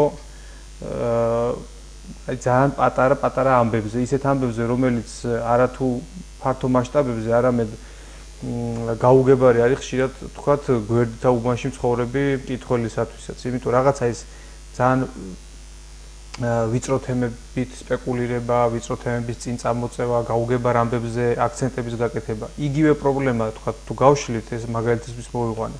იგივე პრობლემა დგას საზოგადოების სხვა სფეროებში, იგივე მედიაში, თქვა თანამედ აი ქართულ მედიას რომ უყურო, რა კუთხით იცი თქვა ჩამოსული ხარ რა ვიცი საიდან თქვა მაღალმთიანი რეგიონი საიდან თქვა ხევსურეთიდან ჩამოსული ხარ და არ გინახავს თქვა ბოლო რაღაცა ერთი წელიწადია არაფერი პროცესზე თვალი მედიის საშუალებით არ მიგიდევნებია ხო რომ ჩართო ტელევიზორი აი აბსოლუტურ გაუცხოებას იგრძნობ შენსა და დანარჩენ საზოგადოებას შორის იმიტომ რომ აი ეს აქცენტები რა აქცენტებსაც ძირითადად რა თემები წინ გამოაქვს მედიის საშუალებებს აი არანაირ კონტექსტში და არანაირ იდეოლოგიურ მიმართულებაში არ ჯდება ეს ვიცრო თემები ხო აი იმდენად თუნდაც სიუჟეტის კარგი საყურებელი ის დამაინტრიგებელი არც რაღაცა სტანდარტი შემოიტანა ერთმა არხმა რომელშიც თავის დროზე ჩადეს დიდი გარკვეული თანხა რომ განვითარებულიყო და ეხა იმ სტანდარტს ამკვიდრებს დანარჩენი მედია საშუალებები თქვათ როგორ უნდა დაიწყოს სიუჟეტი თქვათ რომ მაინც უნდა დაიწყო მკვლელობით რაღაცა უბედურებით და რაღაცა ამბებით იმიტომ რომ ხო ამას წინათ უსმენდი ერთ ადამიანს ტელევიზიით საკმაოდ საინტერესო რაღაც თქვა რომ ხშირ შემთხვევაში ჩვენ ვიღებთ მაგალითებს ასე ვთქვათ დასავლეთიდან თუ სხვა ქვეყნებიდან ისეთ მაგალითებს რომლებიც იქაც არ არსებობს ანუ ეს არის ფსევდო მაგალითები ჩვენ ვამბობთ ვთქვათ რომ აი მე ამ ჭიქის წარმოება დავიწყე იმიტომ რომ შვეიცარია შვედეთი აწარმოებდა ასეთ ჭიქას ანუ ესეთ სტანდარტს ვამკვიდრებ და სინამდვილეში შვედეთში ესეთ ჭიქა არ არსებობს აი ძალიან პარადოქსული მომენტი არის მაგრამ ჩვენ თვითონ შევქმნით ასე ხო ჩვენ თვითონ ვქმნით რაღაცა ილუზიას და ვამბობთ რომ ეს არის რაღაც სტანდარტი და აი თანამედროვე ხარ აი მე არც არის კვლევები ისეთი რა ტიპის მოთხოვნაზეა ინფორმაცია რომ მედიისთვის იყოს ცოტა თვალისამხელი რეალურად რა სითხულს კვლევაც ცოტა არადამაჯერებელი იქნება იმიტომ რომ რაღაცა ადამიანური სუბიექტური მომენტი არსებობს ეხლა მედიას მე მგონი შეუძლია რომ თვითონვე განსაზღვროს პოლიტიკა საკუთარი მაუწყებლობის თქვა თუ ეს პოლიტიკა იქნება რაღაცა კუთხით განსაზღვრული თქვა რომ აი მე ამ კუთხეს ვაწვევი თქვა ხო ნუ ასაგები მე რეჟისორს ვთხოვ რომ მიუთითოს ნომრები ტიტრებში ჩვენი სატელეფონო ნომრები მოქალაქეებს შევახსენეთ თქვენ შეგიძლიათ დარეკოთ ჩვენს პირდაპირ ეთერში და გამოხატოთ საკუთარი პოზიცია იმ თემაზე რაც ახლა ვსაუბრობთ და ნომრები ტიტრებში იქნება მითითებული თუმცა აი დღევანდელი დღეს ჩვენი საუბარი არის მაგალითი მე-4 წელია თუ არ უფრო მეტი 5 წელი რაც ამ სტუდიიდან მიმყავს გადაცემა სხვადასხვა ფორმატის და მაგ კარგი დაკვირვება აი 5 წლის განმავლობაში იმდენი გადაცემა გადის რომ ეს საკმაოდ ისეთ მყარ სტატისტიკას გაძლევს საკმარისია სტუდიაში მყავდეს გამგებელი ან გუბერნატორი კონკრეტული თანამდებობის პირი რომ უბრალოდ სატელეფონო ზარი არ ჩერდება არც ერთი და ძირითადი ზარები ჩვენი მოქალაქეებს არის მე მისმის მათი კონკრეტული თხოვნა რომ აი იმის გზა აი აქ არის დაზიანებული და მოგვარდეს ან იმის სახლი ან იმის შემწეობა ეს ძალიან მნიშვნელოვანია როცა საზოგადოება არის სტრესულ გარემოში სტრესული პრობლემის ქვეშ მაგრამ საკმარისია ვსაუბრობთ ისეთ თემებზე როგორც ახლა ვსაუბრობთ ან თქვენ ვერ მოგთხოვენ ვერაფრის კონკრეტული შეკეთებას რომ საზოგადოებრივი აქტივობა არის დაბალი რომ აი რაში გამოვხატო ჩემი აზრით შეიძლება საინტერესოდ ვლაპარაკობ და არ გვაწყვეტი ხო აი ამაზეც გვაქვს რომ რამდენად არის ისეთი საკითხების მიმართ პროაქტიული საზოგადოება რომელიც მას არ ეხება იმ წუთას და იმ დროს აი ერთ საინტერესო ამბავს მოგიყვებით ერთმა არასამთავრობო ორგანიზაციამ ჩაატარა ესეთი ექსპერიმენტი რამდენიმე სოფელში მივიდნენ და თქვენს რომ ჩვენ ვართ რაღაც ესეთი არასამთავრობო ორგანიზაცია გვაქვს გამოყოფილი რაღაც საკმაოდ დიდი ბიუჯეტი იმისათვის რომ თქვენ სოფელში გავაკეთოთ მნიშვნელოვანი პროექტები აი თქვათ რომელიღაც სოფელზე თქვათ აი ველისციხეზე გამოყოფილი არის 100,000 ლარი აბა გითხარით რა გინდათ გავაკეთოთ სინამდვილეში მათ თანხა არ ქონიათ ეს იყო უბრალოდ ესეთი ექსპერიმენტი აბა რა სისურვებთ რა გავაკეთოთ ესე იგი პრობლემები აი მაგ თქვენს შეკითხვას ცემ პირდაპირ პასუხს ჩამოწერილი პრობლემები იყო ესეთი ტიპის თქვათ მანქანის სამუხრჭე ხუნდებიდან დაწყებული გამოცვლით თქვათ ბებიის 40-ის გადახდით რა აი საერთო პრობლემაზე თქვათ ის რომ მაგალითად იმ სოფელში არ იყო რამდენიმე სოფელში წყალი არ იყო თქვათ არ ქონდათ ოჯახში წყალი არ მოდიოდა დადიოდნენ დაახლოებით 9 კილომეტრიდან ეზიდებოდნენ წყალს. არც ერთ ოჯახს ელემენტარულად არ უთქვამს, რომ მოგვიწესრიგეთ წყალმომარაგება. აი ძალიან საინტერესო ის იყო კვლევა იყო, ხა იმათაც ალბათ ფოცილები იყვნენ, ეს უჩათ არის, მაგრამ თვითონ ამ კვლევის შედეგები იყო ძალიან საინტერესო, რომ საერთო საკითხი არავის არ მოუთხოვია. ყველა მოითხოვა რაღაცა აი ჭავჭავაძეს აქვს ზუსტად რა რომ ისე გავთითო კაცით ვაიმე სადაც მე ხშირია და ჩვენი შვიათი, ხო? გათითო კაცებული ერის პრობლემა, სადაც მე და პირადი თემებია ხშირი და კოლექტიური აზროვნება, კოლექტიურად საკითხის მოგვარება არის იშვიათი. ამაზე გავლენას ახდენს ალბათ არსებული ეკონომიკური მდგომარეობა, რომ ადამიანებს საფიქრალი აქვს ყოველი დღის სარჩო, რომ აი იმე დღეს გამოყვებოს ოჯახი. და ეს საკმაოდ დიდი ნაწილია. რამდენად არის აი ესეთი ტიპის აზროვნების ცვლილება მიბმული ეკონომიკურ მდგომარეობასთან. როდესაც ეკონომიკურად ჯანსაღი ოჯახი მას შეუძლია უკვე რომ აი ამ მიმართულებით იყოს, ამდენად არის ეს კავშირი. არ მყარია ასეთი. კავშირი რა თქმა უნდა არის, ხა ადვილია იმსჯელო რაღაც მაღალ მატერიებზე და ადამიანს ელაპარაკო ისეთ თემაზე ვთქვათ რა რომელ ვალუტაში უნდა გადაიტანო დეპოზიტი ლარში თუ ევროში, მაგრამ როდესაც ვთქვათ პურის ფული გიჭირს, მაგრამ მეორეს მხრივ ვთქვათ ისიც არ უნდა დაგვავიწყდეს, რომ ეკონომიკური აღმავლობა, ვთქვათ, აი ეკონომიკური კეთილდღეობა პირდაპირ კორელაციაში, პირდაპირ კავშირში არ არის ადამიანურ მომენტებთან, ვთქვათ, აი რაც უფრო მეტი შემოსავალი გაქვს ადამიანს, ვთქვათ, და მაღალია შენი სოციალური სტატუსი, ეს ავტომატურად არნიშნავს იმას, რომ შენ საერთო თემაზე იწყებ ფიქრს. შენ იწყებ კიდევ უფრო მეტი თანხის შოუნას და ეს ასე ვთქვათ, მუდმივად მაღლა და მაღლა არის, მაგრამ პირველადი მოთხოვნილების ხო, პირველადი აქ საუბარი არის აი ყველაზე ელემენტარულზე, ვთქვათ, როდესაც ქარია და წვიმს გარეთ, ვთქვათ, ხო? შეიძლება ძალიან მოგწონდეს ადრე ესეთ საუბარში თქვა ერთმა, რომ ძალიან მომწონსო, როდესაც კაი თხეში წვიმა მოდისო და წამოწეული ვარ ესეთ ჩემს ტელევიზორთან და ამ წვიმის ხმას უსვენო და მე მეორე მუთხა რომ შენ კი მოგწონს, მაგრამ აბა იმ ადამიანმა რა ქნას წვიმის დროს რომ ვერაფერს ვეღარ ემალება და თავზე აწვიმსო რა და მართლა ესეთი დამოკიდებულება, აი აქაც ჩანს თქვა ეს ჩვენი დამოკიდებულება და მე ძალიან ტყივა ხომ ერთი რაღაც რომ საზოგადოებაში, ჩვენ საზოგადოებაში სადაც აი სოფლებში მაგალითად უფრო მეტად ფაქტობრივად არ არსებობდა ისეთი ადამიანი, რომელსაც თქვა დანარჩენი წლე არ ეხმარებოდა თქვა და არ იტვირთავდა, დღეს ეს თითქმის აღარ არსებობს რა. აი ეს გულგრილობა ერთმანეთის მიმართ უფრო და უფრო მატულობს. ამას აბრალებენ დასავლურ კულტურას ხშირად. არ არის. დასავლეთშია ეს, როდესაც ერთმანეთის მიმართ გულგრილები არიან და ყველას თავის ცხოვრება აქვს პირადი და მეზობელი შიმშილით რო ყვებოდეს პულს არ მიეწევს. ეგეც სტერეოტიპია, ერთ-ერთი ჩვენ თუ სტერეოტიპებზე ვილაპარაკებთ, ეგეც ერთ-ერთი სტერეოტიპია და რატომ? აი მაგალითად ამერიკაში თქვათ ეკლესიის ირგვლივ გაერთიანებული ადამიანები თქვათ, ხო, ყოველ კვირა იკრიბებიან ტაძარში, ნუ ესეთი წესი აქვს თქვათ, ხო?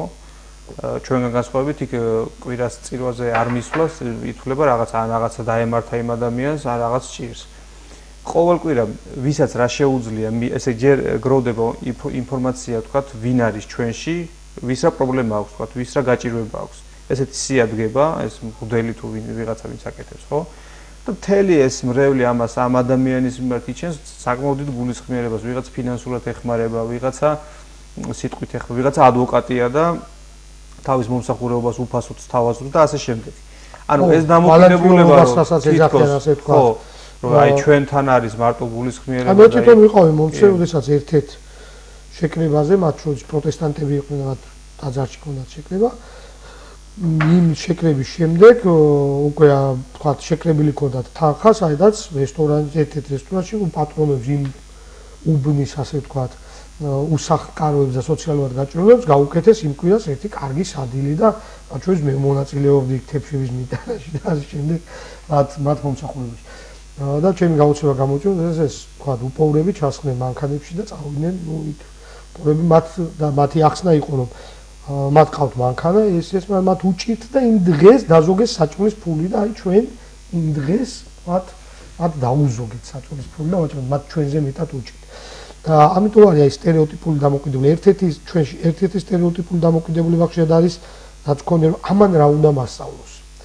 აი ამან უნდა მასწავლოს ამის ხელა ხემიდგა მნიშვნელოვანია ჩვენი ისტორია, საიდანაც მოვიდათ ის ფესვები, მაგრამ ეს დამოკიდებულება რომ ჩვენ ვიცით ყველაფერი, თუნდაც მოსავლის მოყვანა. აი ჩვენ ვიცით და თქვათ მაინც გულგრილად უყურებთ იმ ტექნოლოგიურ მიღწევებს, რაც არის ევროპაში. რაც არის სხვა ქვეყნებიც, აი მათ შორის თურქეთში თუნდაც ხო? იმ ტექნოლოგიურ მიღწევებს, აი გულგრილი დამოკიდებულება. ამდენად როგორ უნდა ვებრძოლოთ ასეთი სტერეოტიპი? ეხლა ბრძოლა და ესეთი რაღაცა აი რა ვიცი შეიარაღებული შეტევა ესეთ მენტალობაზე არასწორია მე მგონი, მაგრამ თითოეულ ადამიანში უნდა მოხდეს ალბათ რაღაცა ამ კუთხით გარდატეხა, რომ სიახლის მიმართ შიში უნდა გაქრეს რა. ხოლო სწორი ეს იქნება, იმიტომ რომ თქვათ თუ გლეხი ესე მიუდგება საკითხს და ესე დამოკიდებულება ექნება, რომ ხა რაღაც ამ ადამიანმა რა უნდა მასწავლოს ახლა თქვათ მე თქვათ იგივე კახეთში ხო? აი ვაზის რა უნდა მასწავლოს, მეტი რა უნდა იცოდეთ თქოს ხო? შეიძლება ეს არასწორი იყოს, იმიტომ რომ ძალიან კარგი ღვინოები აქვთ, აი მაგალითად კალიფორნიის ღვინო, განთქმული ღვინო არის, ძალიან ისეთი ყურძენი მოყავთ და მოსავლიანობა მატულობს. მაგრამ მეორეს მხრივ თქვათ არასწორი არის ხუშოვისნაირი დამოკიდებულება, რომ რო გააჩეხინა აქ ვაზი და დაათესინა ისა კარგი ყოფილაო სიმინდიო. ანუ ეს თუ სახელმწიფოებრივი ინსტიტუტები სწორად იმუშავებენ თქვათ ხო, რაღაც გარკვეული სემინარები ეს გასართობის იქნება თქვათ იგივე სოფლის გლეხისთვის თქვათ რომ რაღაც თვეში ერთხელ რაღაც საერთო შეკრება შეიძლება მოხდეს იქ მერე წყარიც დაიკლას რაღაცა кейფიც გაიმართოს და ასე შემდეგ. რა მაიხაზის და დამაზიანებს. ერთი არის ბოდიში დავამთავრებ, ერთი არის თქვათ მოყვანა რაღაცა გარკვეული პროდუქტის და მეორე არის ამის გაყიდვა ხო? გაყიდვაც ხო მეორე ცოდნა თქვათ. შეიძლება მე მოვიყვანო რაღაცა 1000 ტონა ყურძენი, მაგრამ დამოკიდებული ვიყო ერთ კონკრეტულ ღვინის ქარხანაზე ის ჩაიბარებს თუ არ ჩაიბარებს თქვა და მე თუ სწორად ვისწავლი ჩემი პროდუქციის გაყიდვას შეიძლება თქვა შეიძლება საერთოდ არ მოვიყვანო ყურძენი და მოვიყვანო ბროწეული, რომელზეც მაგალითად მოთხოვნა დღეს საქართველოში საკმაოდ დიდი არის და ფაქტობრივად არ არსებობს ბროწეულის მომყვანი ესეთი ფერმები რა. ეხლა ბარნეულში გააკეთა ერთმა ბათუმელმა კაცმა. ყვავილშიც აკეთებდნენ ამ თემას არ ვიცი ხა როგორ დაზეს. ერთი თემა რა ჩვენში ხშირად ხდება ხოლმე ტრადიციის და ამ სტერეოტიპების არევა. ხშირად აი სტერეოტიპებს რასაც ვაუბრობთ, მივაწეთ ტრადიციას რაღაც. რომელიც ჩვენი ტრადიცია, აი თქვა თუ არ დავწეს საჩივარს და არ მიუთითებ ნაგვის გადაგდაზე, დამსვენი არ ვარ და ეს არ დამსვენობა ჩემი ტრადიცია. როგორ უნდა გავმიჯნოთ აი ეს ტრადიცია სტერეოტიპებისგან? რა არის დამსვენობას რაც შეეხება ხელშესახები მომენტი. აი მაგალითად ქართულ აი იგივე ლიტერატურულ თის სამართალში თუ ავიღებ თქვათ ხო? როდესაც თქვათ ერთი ადამიანი რაღაცას დააშავდა და იგივე ხევისბერი გოჩას მაგალითი შეიძლება მოვიყვანოთ, ძალიან კარგი მაგალითი არის. როდესაც ესე იგი ონისეს თქვათ ესე პირდაპირ ესე გუგუას პირდაპირ ბრალსდებენ სახელმწიფოს თავისი ეს თქვათ თემის ღალატში ხო? ხა ვიღაცა იტყვის რომ ვინც ბრალი დაძდომას ამ ღალატში ის იყო დამსმენი ბოროტი და ასე შემდეგ. მაგრამ არავის თავში არ მოსდის იმ ადამიანის მიმართ პრეტენზიის წაყენება. პრეტენზიას უყენებენ გუგუას, იმიტომ რომ თქვათ შენ რაღაცა შენი მოვალეობა არ შეასრულე. თუ ამ კუთხით შევხედავ დასმენა რა თქმა უნდა არ იქნება. დასმენა არის ის, როდესაც ბოროტი განზრახვი თქვათ შენ ვიღაც ადამიანს გინდა რაღაცა თქვათ ფეხი წამოუდო და რაღაცა თქვათ ჩირკი მოსწყო და ასე შემდეგ. ეს არის ამ შემთხვევაში და ეხლა თუ თქვათ ვიცი რომ შენს ოჯახს ვიღაცა თქვათ ემუქრება თქვათ რაღაცა თქვათ უბედურებით ხო? მე რომ მოვიდე და გითხრა შენ ეს ამბავ ეს დასმენა იქნება თუ არ იქნება? რა თქმა უნდა არ იქნება შენ ეს არ იქნება და ამ თუ ამ კუთხით შევხედავ თქვათ ჩვენსა და სახელმწიფოს შორის ურთიერთობას ძალიან მარტივ და შინაგანი გზნობებით მოხდება თქვათ ეს ხო? ხა დასმენა ეგრე ნებისმიერი ქმედება და მაგრამ საზოგადოებრივ აზრში ვერ ახსნი. ნუ საზოგადოება რაღაცას ეძახის, რაღაც სტერეოტიპი არსებობს, ეს არის დასმენა. თუ თვითონ ადამიანი ადამიანებს ეშინიათ ამის. ჩვენ გვაქვს ძალიან კარგი ასე თქვა შპარგალკები რუსულ სიტყვას ვიხმარ ჩვენ ლიტერატურაში. ახლა ვაჟა-ფშაველას მაგალითი ვავიღოთ თქვა ხო?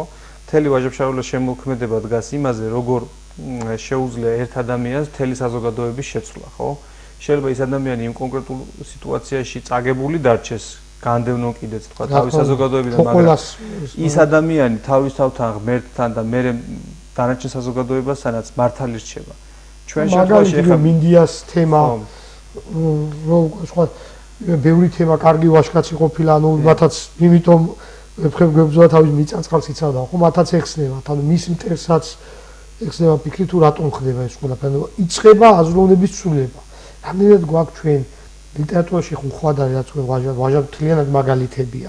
რამდენად გვაქვს რეალური კარგი ასე ვთქვათ სახელმძღვანელო გვაქვს ესეთი მაგალითები კონკრეტულად. რამდენად გვაქვს დღეს რეალურ ცხოვრებაში ესეთი ტიპის მაგალითები.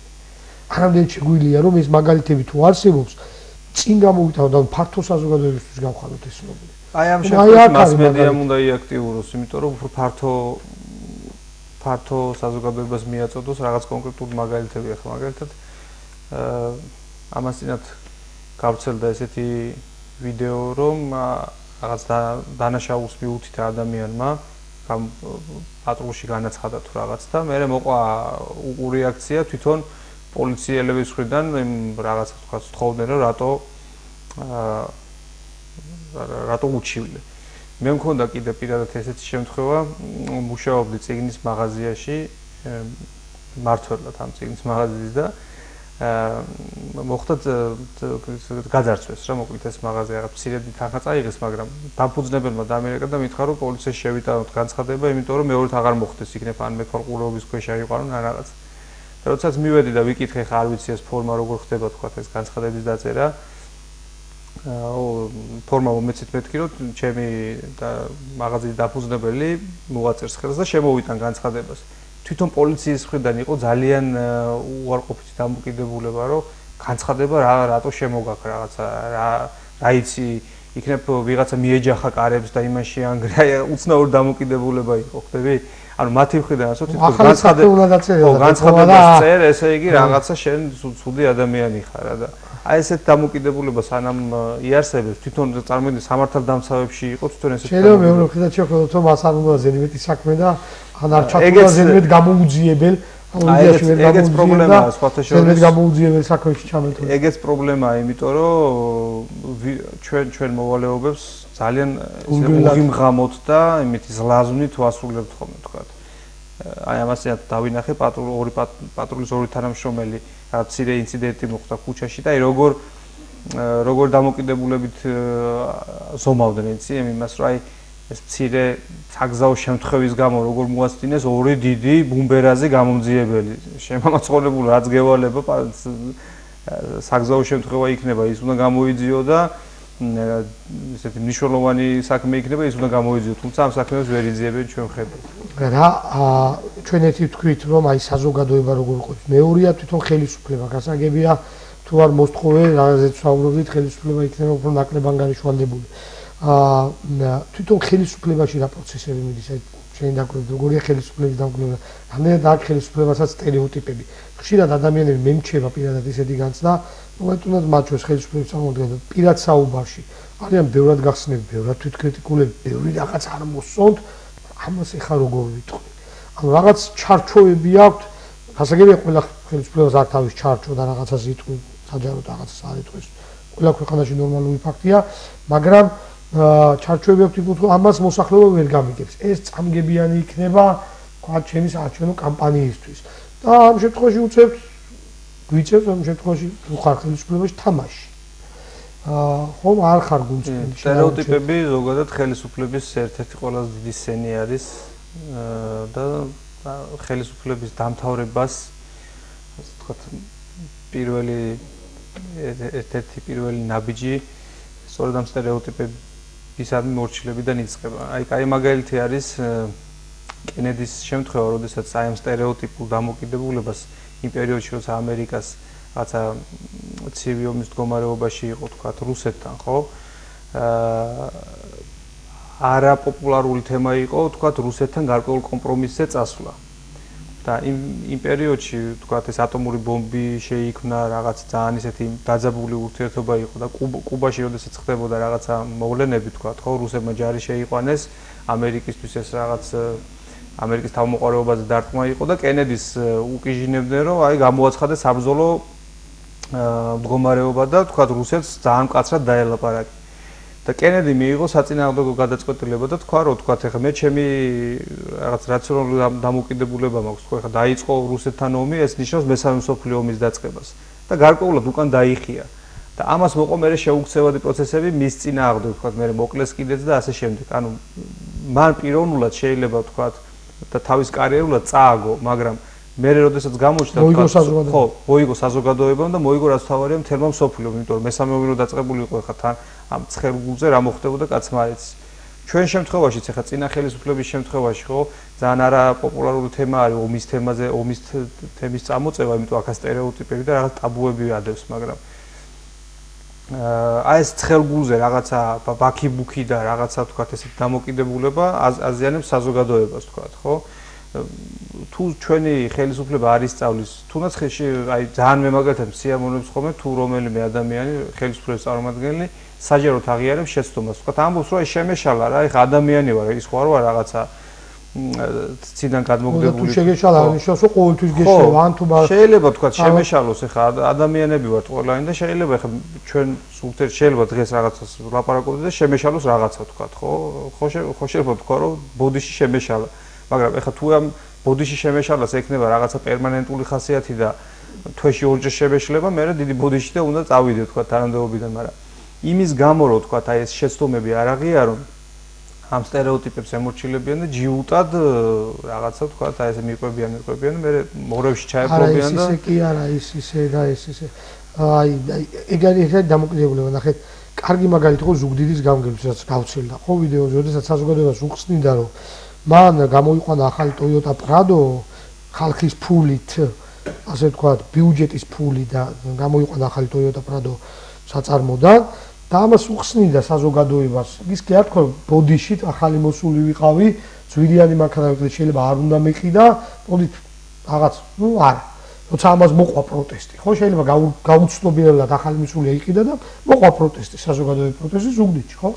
და ის ახსნა განმარტებას იწყებს საპირისპირო მიმართულებით, რომ ხალხო ეს რაღაცა Toyota საკმაოდ მაღალი კლასის მანქანაა, ხო? ყველა მის რაღაცა ეს ისეთი მანქანა კი არ არის, ეს უბრალოა, კომფორტი არ აქვს, არაფერი არ აქვს, საერთოდ და ეს რომ თაში რომ წავიდეთ, ამოვიდე გადავადგილე, ანუ იწყებს უკვე თავის საქციელების გამართლებას და დაჯერებას, ვითომ და საზოგადოება.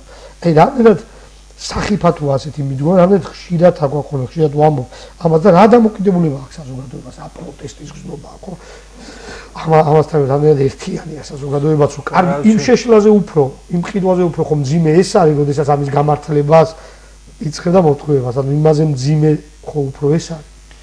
იმაზე მძიმე ეგ არის და კიდე უფრო მეორე სიმძიმე ემატება ამას, როდესაც მომხრეები იწყებენ, აი ვთქვათ იმ ზედარგოლის გამართლებას. აი მაგალითად მე მქონდა შემთხვევა 2009 წელი იყო ნაციონალური მოძრაობის ხარდამჭერთან რაღაც თემაზე ვლაპარაკობდით და უბრალოდ ისე ვკითხე რომ მეთქი აი ხა ამ ომის მერე ესეთი უბედურება რაღაცები მოხდა და მასაჟისტი რო ჩამოიყვანა ჩვენმა ყოფილმა პრეზიდენტმა თქვა ამაში რაღაცა თქვა 2 მილიონი თუ რამდენიც გადა თუ 200.000 რა თანხაც იყო დიდ თანხაზე იყო ლაპარაკი რატო გადაიხადა მეთქი ხო ქვეყანა ესეთ უბედურებაში რას ლაპარაკობ რომ ისეთი სტრესი განიცადა ამ ადამიანმა ომის მერეო რომ ეს მას სჭირდებოდა მის ჯამს აი ხდები ესეთი უკვე მერე გადადიხარ ალოგიკურ ახსნებზე რა თქვა იტყვი რომ მე ატომური ბომბი ავაფოთ სიმართლეს ხო და ის არის რომ ის სიმართლეს რომ გაურბიხარ რომ მოდი არ დავინახო არ არის ჩემთვის შესასვლელი სიმართლე მე რომ დავინახო ასეთი ტიპის სიმართლე მაშინ ჩემ ცხოვრებაზე გარკვეულ ცუდ გავლენას მოხდეს ან მაშინ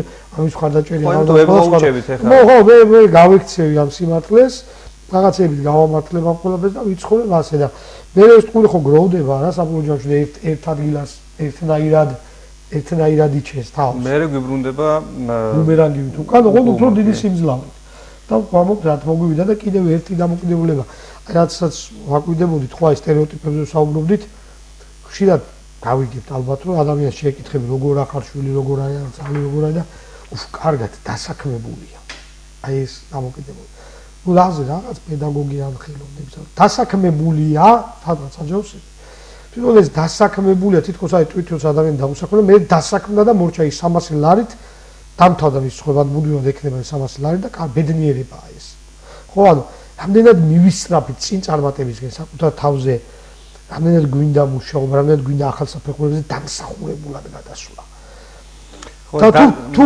ამ თემას უკვე ვაგვარებთ თორსა ვამბობთ აი დასაქმებული. არა, დასაქმებულია რაც შეეხება ეს მე მგონი ბუნებრივი რეაქცია შეიძლება, იმიტომ რომ თქვა აი თუ გადავხედავთ იგივე ძველ ჩანაწერებს თქვა ხო, საქართველოში იყო ესეთი კითხვა, როგორ ხარ, როგორ ყავს ჯალაბობა და როგორ ყავს ხარძროხა, ასე ვთქვა, იმიტომ რომ ადამიანი თავის თქვა ამ სოციალურ სტატუსს და მდგომარეობას უფრთხილდებოდა და ჩვენს რეალობაში სამსახურის დაკარგვას ხშირად დიდ პრობლემებთან არის კავშირში. მე უფრო აი დასაქმებაზე თუ ვილაპარაკებთ, სტერეოტიპულ დამოკიდებულებას ვიტყოდი დასაქმებულისა და დამსაქმებლის ურთიერთობაზე.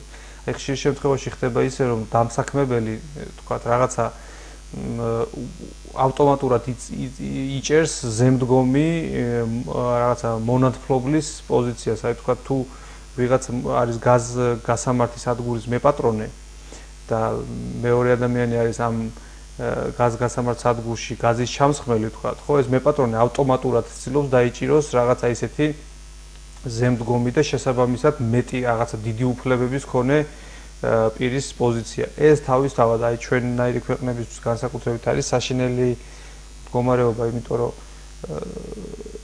ხა რეალურად შეიძლება მე ვიღაცა ადამიანთან მუშაობ, თქვა, თანამშრომელი ვარ და ის ამაში ხელფას მიხდის, მაგრამ არ ვარ მე იმის ვალდებული, რომ მას როგორც თქვა ესე ბატონს და პატრონს ისევე ურთიერთო. შეიძლება თქვა მისგან ნებისმიერი ტიპის შენიშვნა უნდა მივიღო, ესეთი სტერეოტიპის მკვიდრდება. ამ დროს ესე არ არის. და აი რიგით ურთიერთობებში თუ ესეთი რაღაცები დალაგდება ხოლმე თქვა, ხო?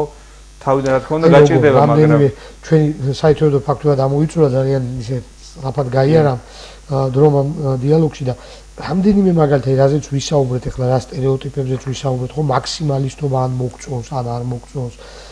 დამოკიდებულება იმისა, მე როგორ შევცვლი, მე ვერ შევცვლი, აი ჩვენი წინა თოქშოუ რაც იყო ზალა-უზალოთა ზუსტად ეს იყო რომ თქვენშია ზალა, თქვენ არ ახართ უზალონი, თქვენ გავზალა ზუსტად რომ ეს შეცვალოთ, ეს თქვენ უნდა გააკეთოთ.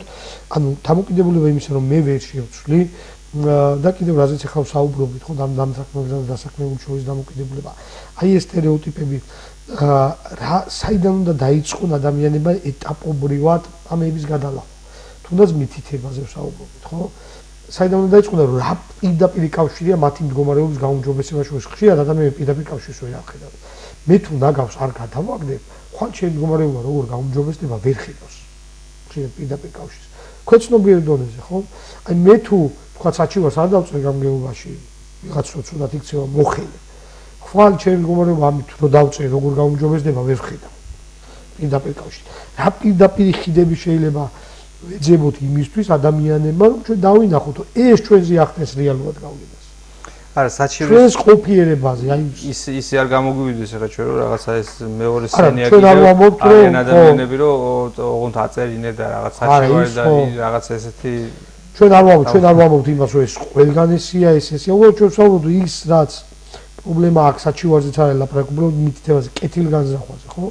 ისაც პრობლემაა, პრობლემის ერთი დანახვა და მეორე პირდაპირ კავშირზე. ბუნებრივად ჩვენს მე მათ შორის თქვენ ალბათ ჩვენ რაღაც პირდაპირ კავშირს ვერ ხედავთ ჩვენსა და იმ გარე ფაქტორს შორის რაც არ მოგწონს პრობლემას შორის ალბათ არ ვიქნებით აქტიურები, ხო?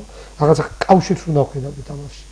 ხომ ეს ბუნებრივად ხდება, როდესაც აცნობიერებ რომ ის სივრცე სადაც შენ ხარ ძნელია ეს თემა, აი მედიას რა როლი, რა ტიპის გადაცემები, რა ტიპის ესეთი მზა რეცეპტი რო არსებობდეს, არ არსებობს რა თქმა უნდა. ყველა ქვეყანა გამოიყენებდა, მაგრამ ჩვენ უნდა გამოვიყენოთ ჩვენი მზა რეცეპტი, მე მგონი არის ჩვენს თქვა ლიტერატურაში რა გამოცდილი. ლიტერატურაში, რელიგიაში, სხვა შორის ჩვენი ძალიან კარგი ასე თქვა მზა რეცეპტები დევს მართლმადიდებლურ რელიგიაში, იმიტომ რომ ეს რაღაცა მოცემული რეცეპტები იქ არის, თუნდაც ის რომ ორი ადამიანი თანასწორი არის.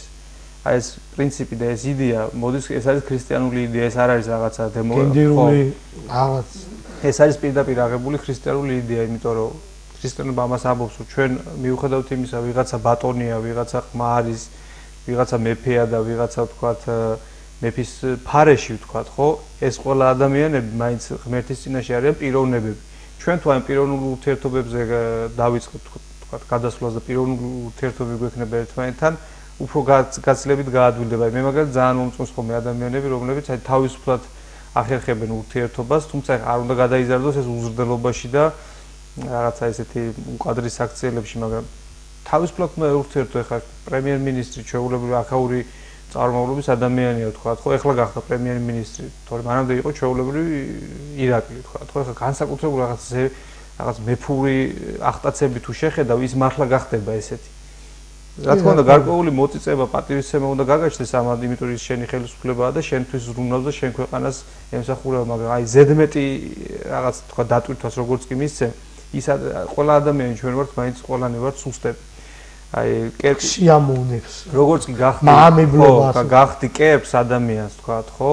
ის კერპის მერე თავარი ღმერთისგან რითი განსხვავდება კერპი, რომ კერპი ითხოვს მსხვერპლს. ანუ კერპის თავარი ფუნქცია არის ის, რომ ის აუცილებლად ითხოვს მსხვერპლს. და შენ რომ მე შეწყვიტავ ამ მსხვერპლის მიცემას, ის იწყებს ზალადობას, ის იწყებს უკვე შენზე ასე ვთქვათ ზემოქმედებას, რომ მე მიჩვეული ვარ იმას, რომ ჩემს მსხვერპლი და შესაწირი უნდა მომიტანო.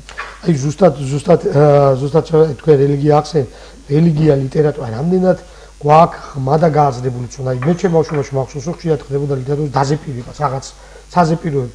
ან თუნდაც პედაგოგიური კოლექტივი, რამდენად ვიცით გააზრებული ხედვა ამ. მოდით ვიდე ამაზე გავაგზავნოთ, მაქამაზე ჩემი მოსაზრება, საუბარს მოქალაქე ტელემაყურებელია, ეთერში ჩავთოთ მოქალაქე და შემდეგ გავაგზავნოთ ეთერში ხარ გისმენთ. მოგესალმებით. ალო. გისმენთ ეთერში ხართ. ისმის? დიახ, ისმის თქვენი ხმა. ეთერში ხართ, გისმენთ. ისაუბრეთ. განსხვავებით შეწყდა სატელეფონო ზარი. ხო, აი, რაზეც ვსაუბრობ, ალბათ დაგვიკავშირდება კვლავ მოქალაქე. ისმის თქვენი ხმა, დაგვიკავშირდით.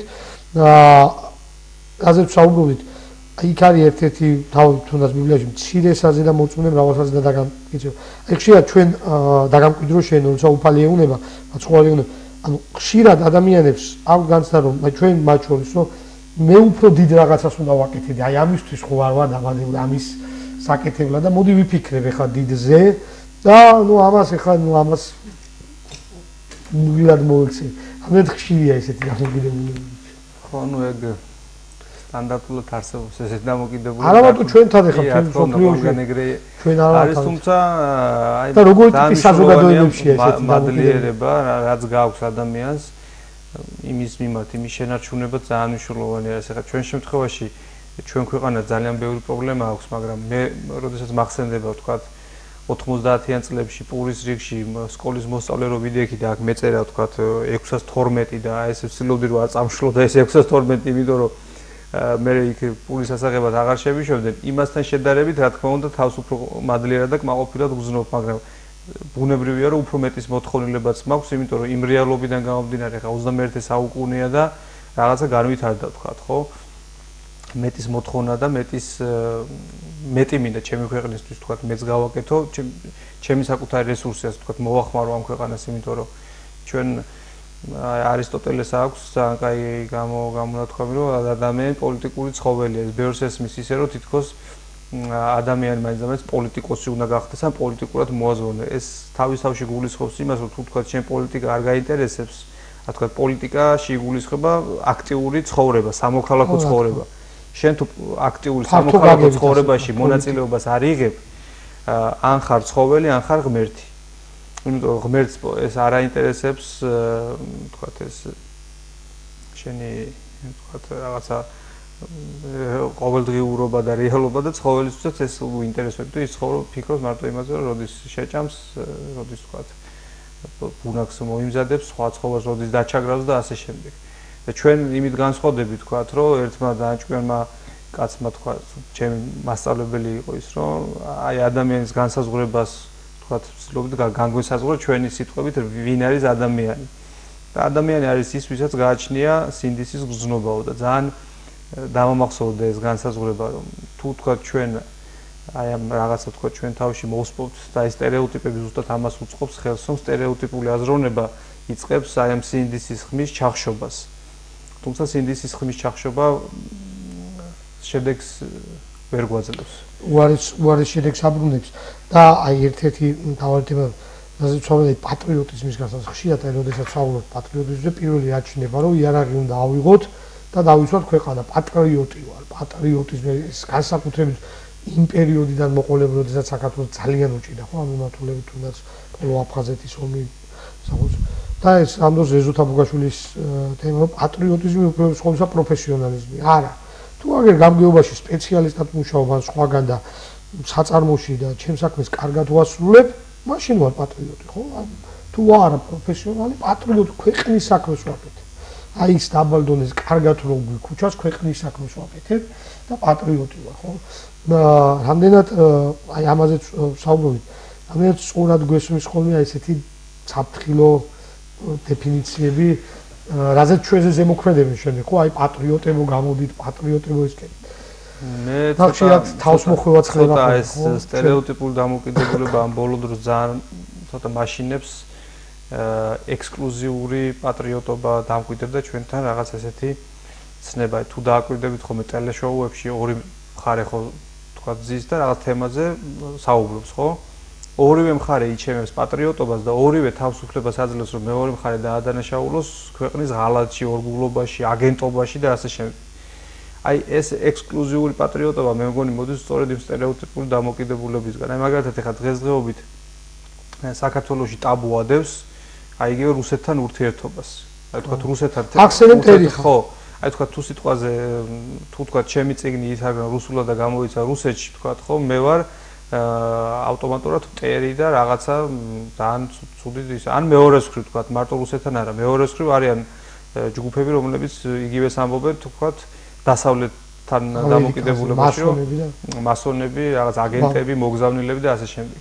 აი ესეთი ცალმხრივი შავ-თეთრი დამოკიდებულება ყოველთვის არის ხოლმე ძალიან ცუდი რაღაცის მომტანი, იმიტომ რომ მე ადრე მითხრა ერთმა ადამიანმა რომ აი მორწმუნე კაცო ამერიკისკენ გახედვაც კი არ უნდა უნდოდესო, იმიტომ რომ იქ რაღაც ჩაიძირება და რაღაცები დაემართებოდა და ხა ამერიკაში რამდენიმე ათეული მილიონი მართლმადიდებელი ცხოვრობს, ესე იგი ერთად ვძირავთ ხო იმ თავის კონტინენტებიან ჯერ ერთი და მე კიდე ძალიან დიდი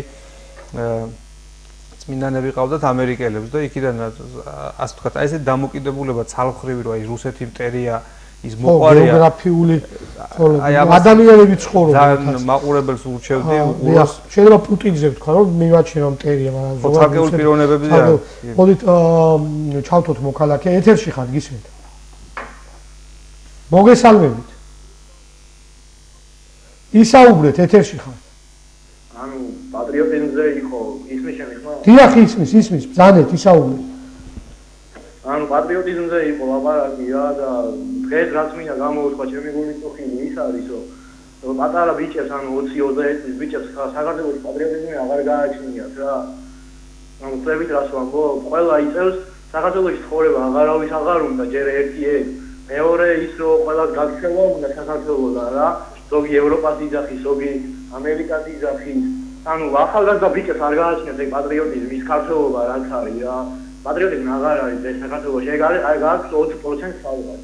დიდი მადლობა ზარისთვის თქვენი პოზიციის დაფიქსირებისთვის. საკმაოდ საინტერესო პრობლემა წამოჭრა, რომ ადამიანები, აი ახალგაზრდები, ხშირად მეც გამიგია, რომ აი აბა აქ რა გავაკეთო. ბიჟაზე ხო არ ვიდგები და სამსახური აქ არის და საქმე, მოდი წავალ საზღვარგარეთ რაღაცას ვწდი. და იქიდან ჩამოსულებსაც ზოგს ვთქვას, რომ აი 3 თვე ჭირს და რაღაცა და მე პრობლემა აქვს. და ესეთი ტიპის დამკვირვებლობა შეიძლება საზღვარგარეთ ცხოვრება და ქართულ საქმეს აკეთე. ხა ექვთიმე ღვთისკაცეს, როდესაც ემიგრაციაში წავიდა, ალბათ მე თუ გითხრა ყველაზე დიდი პატრიოტი იყო და იქიდან აკეთებდა საქართველოს შედახვით ყველაზე დიდ ქართულ საქმეს, ხო?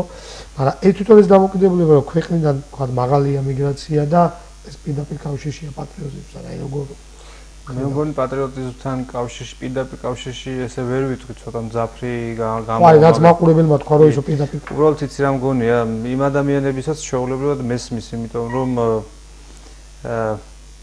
თქვათ საკუთარი თავის რეალიზებას გარკვეულწილად ვერ ახდენენ აქ და აი აქ კიდე სტერეოტიპების საკითხი შემოდის, იმიტომ რომ თქვათ იგივე სამსახურის დაწყების დროს, აი თქვათ ორი CV რო შევიდეს ორგანიზაციაში და ერთი იყოს რაღაც ჭე უნივერსიტეტი დამთავრებული, თქვათ ლონდონში, რაღაც გაურკვეველი უნივერსიტეტი ხონდეს დამთავრებული და მეორე იყოს საქართველოს საკმაოდ კვალიფიციური კადრი, უპირატესობას ანიჭებენ ხოლმე რატომღაც უცხოეთში დამთავრებულს. აი ეს სტერეოტიპი არსებობს.